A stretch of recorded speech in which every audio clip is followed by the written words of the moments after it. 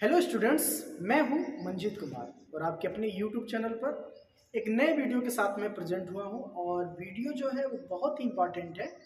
कैसे इम्पॉर्टेंट है मैं बताता हूं आपको। जब हम भारतीय राष्ट्रीय आंदोलन को पढ़ते हैं तो उसमें एक चैप्टर आता है जिसको हम भारतीय राष्ट्रीय आंदोलन का उदय के नाम से जानते हैं, विकास और राजनीतिक प्रवृत्तियाँ।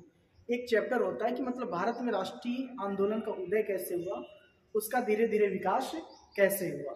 तो जब हम इस चैप्टर को पढ़ते हैं तो बीच में एक घटना का जिक्र आता है जिसको हम कैबिनेट मिशन के नाम से जानते हैं। मतलब कैबिनेट मिशन की जब हम चर्चा स्टार्ट करते हैं तो भारत बहुत स्वतंत्रता के करीब होता है। तो कैबिनेट मिशन की क्या मंशा थी भारत में आने की, कैबिनेट मिशन का गठन क्यों किया गया था, इन्हीं कुछ चीज़ों पर आज हम बात करने वाले हैं। तो आइए बिना देर करते हुए हम वीडियो को स्टार्ट करते हैं। तो सबसे पहले हम कैबिनेट मिशन को जानते हैं। तो ये जो कैबिनेट मिशन का गठन होता है, कैबिनेट मिशन का जो आना होता है भारत में, वो होता है ब्रिटेन में जब नई सरकार का गठन होता है, यानी कि लेबर पार्टी का जब गठन होता है, मजदूर पार्टी का गठन होता है। उस दौरान ब्रिटेन के प्रधानमंत्री बनते हैं लॉर्ड एटली, वहाँ के प्रधानमंत्री बनते हैं। और ये वो दौर था जब द्वितीय विश्व युद्ध समाप्त होता है। द्वितीय विश्व युद्ध समाप्त होने के बाद दुनिया के तमाम देशों में जो राजनीतिक घटनाएं थी, उनका जो परिदृश्य था वो बहुत तेजी के साथ बदलता है। तो कहीं ना कहीं भारत की स्वतंत्रता में अगर जो हम अप्रत्यक्ष रूप से समझना चाहें तो द्वितीय विश्व युद्ध का होना भी एक महत्वपूर्ण कारण माना जा सकता है। दूसरी बात यह है कि ब्रिटेन में सत्ता परिवर्तन का भी भारत की स्वतंत्रता से कुछ ना कुछ संबंध जरूर है। तो वहाँ पर ब्रिटेन में 1945 में प्रधानमंत्री एटली वहाँ के प्रधानमंत्री बनते हैं। और उन्होंने प्रधानमंत्री बनने के बाद भारत में एक कैबिनेट मिशन भेजा, यानी कि लॉर्ड एटली के कैबिनेट के 3 मेंबर थे जो कि भारत आते हैं। और भारत आने के लिए उन्होंने कुछ योजनाएं तैयार कर रखी थी कि हम भारत में जाएंगे, फला फला चीज़ों को हम करेंगे। उन सभी चीज़ों को हमने व्हाइट बोर्ड पर लिख रखा है। तो सबसे पहले हम यही जानेंगे कि वो 3 शख्स जो भारत आते हैं, कैबिनेट मिशन में शामिल होते हैं, वो कौन कौन से लोग होते हैं। तो ये प्रश्न पूछा जाता है कि कैबिनेट मिशन भारत कब आया और उसके मेंबर्स कौन कौन से थे। और मेंबर तो जानते ही हैं, लेकिन उसमें ये भी पूछता है कि वो मेंबर कौन कौन से विभाग से संबंध रखने वाले थे। तो यहाँ पर हमने लिखा है कैबिनेट मिशन का भारत आना। तो मित्रों 24 मार्च 1946 को कैबिनेट मिशन का आगमन भारत में होता है।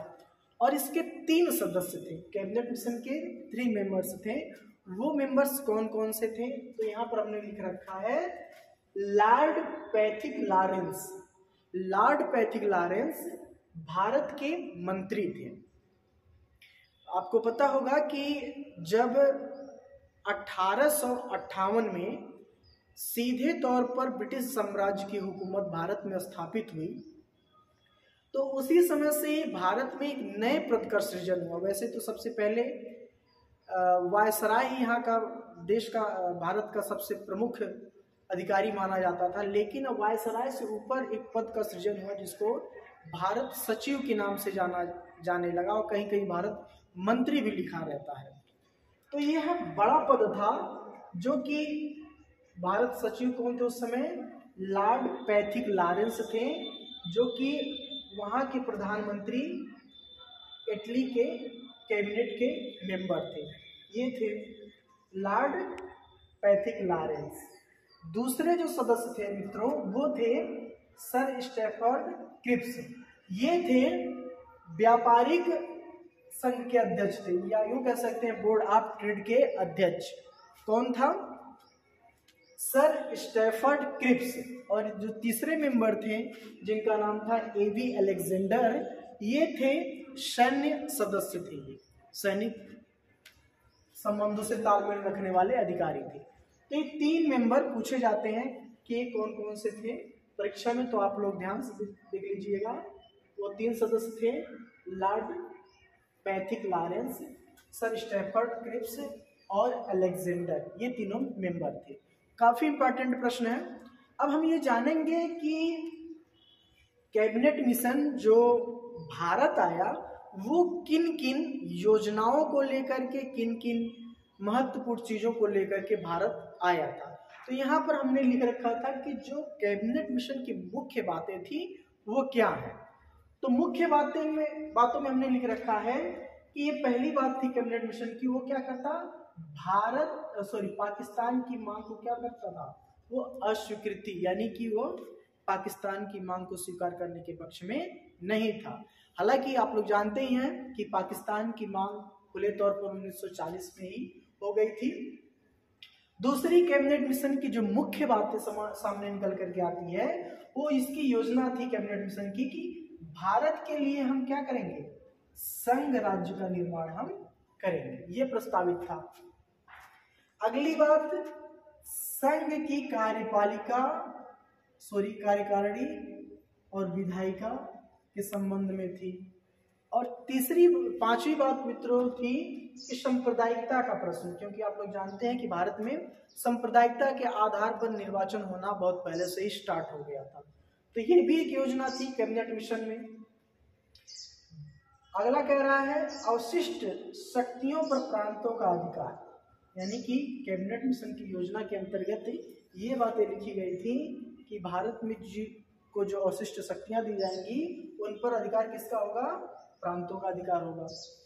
मित्रों वीडियो बहुत लंबा ना होने पाए इसलिए मैं फटाफट बता रहा हूँ आपको, और वीडियो के अंत तक बने रहिएगा, और चैनल पर नए हो तो चैनल को सब्सक्राइब जरूर करिएगा।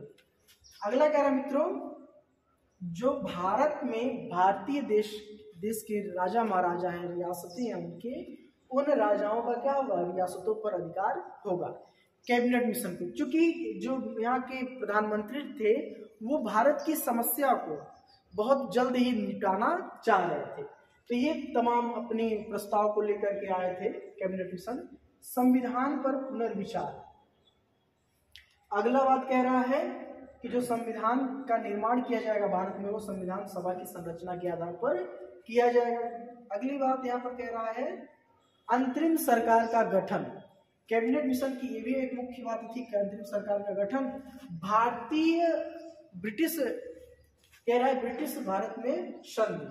और लास्ट जो बात कह रहा है वो सबसे महत्वपूर्ण बात कह रहा है कि ब्रिटिश सर्वोपरिता की क्या हो जाएगी, समाप्ति हो जाएगी। ये तो कैबिनेट मिशन इसीलिए बहुत बार पूछा जाता है कि कैबिनेट मिशन की क्या प्रमुख बातें थी।